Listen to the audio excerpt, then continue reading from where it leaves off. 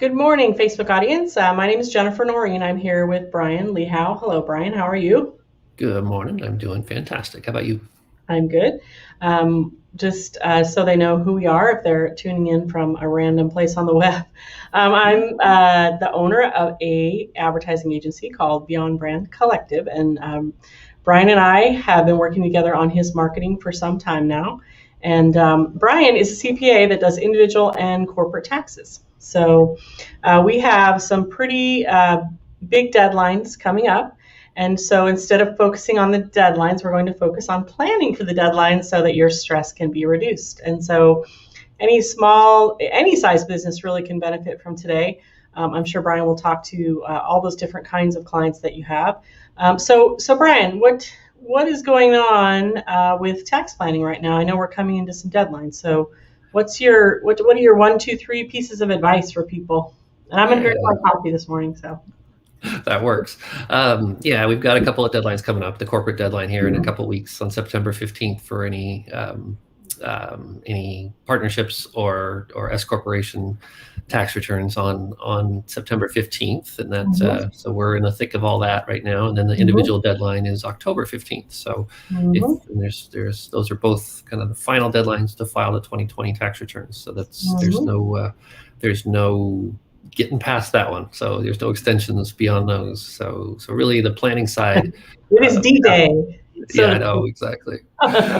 So on the planning side, really, so once those deadlines are up, we really start planning for the next tax season. So it's really for 2021 is what we start looking ahead to for tax planning purposes. And so that's a really important time that we feel is not kind of taken advantage of enough by our clients and by others, by new clients as well. So by doing more planning before the end of the year, we're able to do a lot more, make some more adjustments, make some more suggestions, and it gives time to make those adjustments rather than coming into beginning of next year and say, well, we already are past that point where we can make a lot of those changes. So so we become more historians than tax preparers or tax planners at that point. So yeah, for some reason, I don't know what it is, but small business owners like myself, it's overwhelming because it's an unknown, and it's easy to just see it sort of as this looming thing. But the more you deal with it and become familiar with it, the less intimidating it becomes.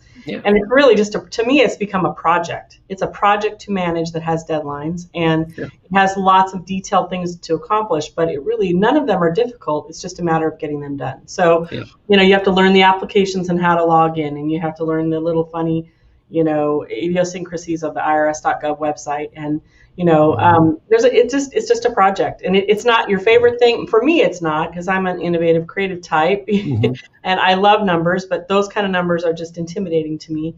And I think that it's easier to put it off than to see it as a project. But I'm trying to shift that for myself. So. Our instincts are more. That's our first instinct with a lot of that stuff is that we don't want to deal with it, so we push it off to the back burner.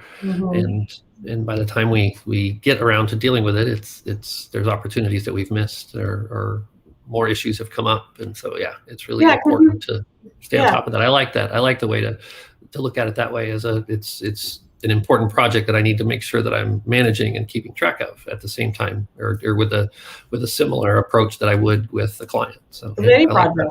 And we're in technology, so the layers of details and technology and all that is not new for us. And I think you can miss opportunity. I agree with you there, because the IRS is not going to look for places, and the state of Washington is not going to look for places to save you money.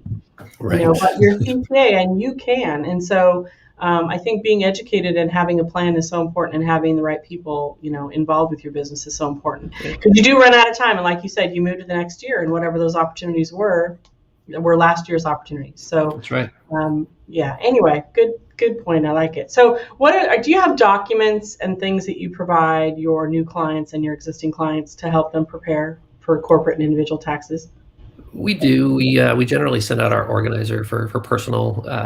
It's more on the personal individual side than on the business side. But obviously, there's pieces of both in there too. But we usually put together an organizer, send that out at the beginning of January. That's really more for what data to collect, what data to, or what do I need to be thinking about, those types of things in order to prepare the taxes. So on the planning side, it's a little bit different. That's more kind of an in-depth conversation about a client's situation or a new client and their situation, and really where are some opportunities that we can take advantage of deductions or put in place certain things like retirement planning or other types of approaches and strategies that we have that we can really lean on to save taxes. So, yeah. Do you mostly get to a place with clients where you have a set way of approaching their tax strategy and it's just tweaking it a little bit year to year? I mean, does it get to that point, or do the rules and the laws change enough to where you can't really have is it an 80-20 like most, like 80% the same and 20% shifts? Or yeah, I mean, I think that's a good way to look at it. And you're right, with the legislative changes and everything that are coming in as a change of administration happens, that's generally the trend. I call it job security, but no, that legislation changes, and I mean, yeah, we have to adjust and we have to adapt. But I think for clients that we've had for a long time and that we are in a regular dance, if you will, throughout the year of, okay, we need this, and we've got them to a point where they're thinking about the timing and we're able to get in front of things. The strategies aren't so much, we've kind of dealt with the strategies part of it, and then I think it goes into like a maintenance type of a situation. So is that strategy still effective for your current situation, or can we tweak and adjust that strategy to help benefit you more? And maybe you need to get some investments, or maybe you need to do your staffing different, or whatever it might be. So or all of a sudden you're making, I mean, your business is booming all of a sudden too, and okay, now we've got extra cash flow that we can do this with, and so absolutely. Right. Yeah, I can see how it would change over time, and I also know that from my own business that every industry is different, and so there's things to know about every type of client. And you probably don't have the luxury of limiting yourself to industry, so you're kind of all over the board. So there's just that right there is a reason to know, to work and know a CPA over time, so that they get to know more and more of your business. So that's very true. Yeah, I mean, we do have certain industries that we work more with, like real estate and construction, contractors, things like that. So we do have areas that we're more familiar with. But yeah, you're right. I've got clients that are in medical, in retail. I mean, it's all over the board. So. Yes. Yeah, I would think so. So are you busy this time of year?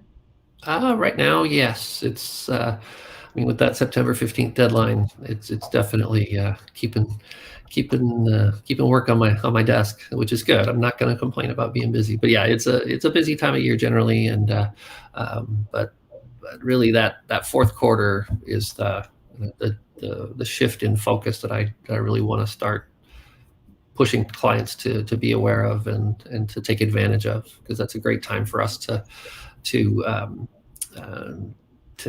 spend time and to dive into those details and really provide a lot of value. So fourth quarter going into the first of the year, and so that you're positioning yourself correctly going into the new year. Exactly. And I know for me, and I'm sure others can agree, that COVID brought a lot of shifts, and for some people it sunk them, grew them in areas they didn't expect, grew them altogether in a way they did not expect, all kinds of things. And so maybe this last year is not one to copy, but it's one to kind of launch from and figure out. I know there's people that I've talked to that have added lines of business and taken lines of business away. And, I work a lot in the restaurant industry and talk about shifts, and opportunity and shifts, both. And so I'm sure that would affect your tax strategy, and that's another reason to talk to Bryan for sure. So, or one of his people. You can't always talk to Bryan. I try to be available as much as I can, but there's not enough hours in the day. That's right. So. Yeah, but no, and you know what? You bring up a good point. It really is. It is a team, and I've got a great team behind me that we all work together on most projects, and I'm very fortunate to have a fantastic team with me. So, so if you are wrapping up 2020 and wanting to, where should you be today? So what's your timeline? Like, the last possible day to get something to finish up for 2020 is? A couple of weeks ago, probably. This one. So no, Okay. for businesses, no, it's really, I mean, it's Mhm. case by case, but there are, I mean, you can file after the deadline. There are penalties associated with it, so you want Yeah. to avoid that. Yeah. But yeah, and then for individuals, yeah, we've got a little bit more time. We've got till October 15th, but yeah, I would say, I mean, with our workload right now, it needs to be in the next couple of weeks to get that Yeah. in. So yeah. Yeah. And I think too, the other thing to point out about the use of a CPA for me, and I know some Mhm. of my other small business colleagues, is the opportunity to have someone like Bryan or a CPA firm review what you've already submitted too. Mhm. And because I think that Absolutely. people get in the habit of bad practice, and I know I was overlooking some opportunity that I would never have found. And I think that having someone like you just look and say, "Hey, well, this is what I did," because there are some things that are changeable. You can submit changes, right? And Absolutely. so, and I know there's limits around that, but even if you're all finished and the bow's on, not a bad idea to say, "Hey, can you just look at this and make sure that I had all this right and I'm not Yeah. overlooking anything?" I Yeah. think that's a really good use of Bryan's skill. So. And that's really a part of our planning process as well. Is if it is a new client, we absolutely need to review those previous, that especially the most recent year, but oftentimes Mhm. prior to that even as well. So it's Mhm. oh yeah, that's a crucial piece of what we do, and Yeah. it's there are absolutely most, well, probably half the time, I would say at least, we find some opportunities in there, Mhm. and make some changes, and save some money for clients. Yeah, I think we're too close to it. I know that I am. I mean, Sometimes, people are yeah. just too close to what they're staring at, and they don't Yeah. see what someone just coming in from the outside sees, or the perspective they might see, or Yeah. and I think that's true of many parts of business, but especially true of taxes. Yeah. You just, CEOs don't want to admit their lack of expertise. I think sometimes they're a little stubborn, and there's a privacy issue too. You're opening up your books and all your weaknesses and strengths to someone, and that can be humbling. I know that has been for me as a new business owner, or a third time business owner with a business that's growing faster than any of my Sure. others. I'll just say Yeah. that. But, Yeah. I think there's a trust required, to hand someone that. And Absolutely. yeah, so, well, very good. So the idea is to contact Bryan and his team sooner than later. Yes. We realize there's a deadline coming up September 15th. And I'll run our little our ticker one more time here. And so, what else, Bryan? What about going into next year? So September 15th is wrapped up for me. What are some of the things you want to talk about in the future here? Yeah, I think just a couple of quick strategies for tax planning and saving taxes for businesses especially. I mean, if you have some larger purchases that you're planning on making, that's always a good time towards that end of the year to look at, okay, do I Mhm. want to do that this year or do I want to do that next year? Where can I get the most benefit from that? So that's a great strategy. I mean, I'm a big believer in saying I don't I encourage clients not to make economic decisions based on tax. So in other words, if you don't need something, don't buy it just for the write-off. Right.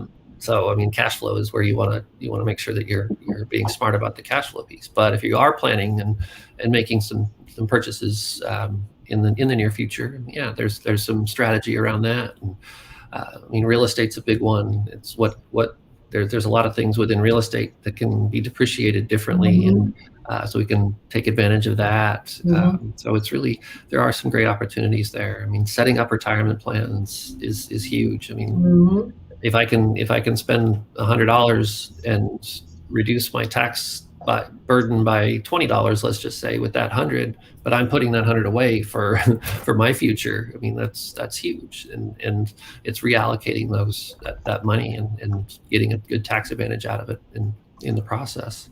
So I mean, there are definitely good strategies out there to use, and by all means, that's not all of them, but it's definitely things to think about, and Mhm. get into the details, and we can discuss it in greater Yeah, depth. I've known more than one local business here in Gig Harbor that is leaving their office where they were renting and building Hmm. a larger home with an Hmm. office. Yep, And absolutely. huge change and kind of an interesting time to do that in this market. But Yep. the savings in the long run can be significant because they're Yeah. no longer leasing from a property owner who's Right. benefiting from them. but they're benefiting from a real estate investment and maybe an area of their home that they'll use for something else, or eventually or something. But I've run into that several times, and it's intriguing to me, honestly. And it's the whole, do I really want my office? I love the psychological appeal of the separating those two things, but I can see why people are doing that, because I have worked in 2 empty office buildings in the last couple of years because, I'm meaning like COVID's kind of, cleared them absolutely. out. And it's been both an opportunity for me as a small business, but also frustrating because you think, oh man, can't we get back to normal and have people building again? And how long will it take for people to, realize this is a change upon us, and we may never go back to, the huge volume of people. But anyway, interesting. There are all kinds of interesting real estate investment things going on, and you and I have talked with some other people on this in this sort of a forum about the advantages of real estate investing tax-wise, and that's another area I know that Bryan is familiar with helping people with. So if you're an investor or you're thinking about investing, it's definitely important to talk to your CPA going into all of that, not in the middle. So lots of ways that Osprey CPA can help you. Plan. Yes. I know. It's so important. Well, thanks, Bryan. Thanks for chatting with me today. And I guess we could check back one more time. It's only the 1st of September, so we could maybe check back in around the 9th or 10th and see how people are doing, catch those last-minute Larrys and Luann's. And see if there's anything else you can answer for them. I'd love to get some questions. If you have questions about this topic and you want Bryan to address them, feel free to drop them in the comments. Or a topic you'd like to see Bryan cover going into this new season. We'd love to hear what those are as well. So anyway, thanks for your time, Bryan, and we'll be talking again. Thank you. I love it. I appreciate it. Take care. Bye-bye.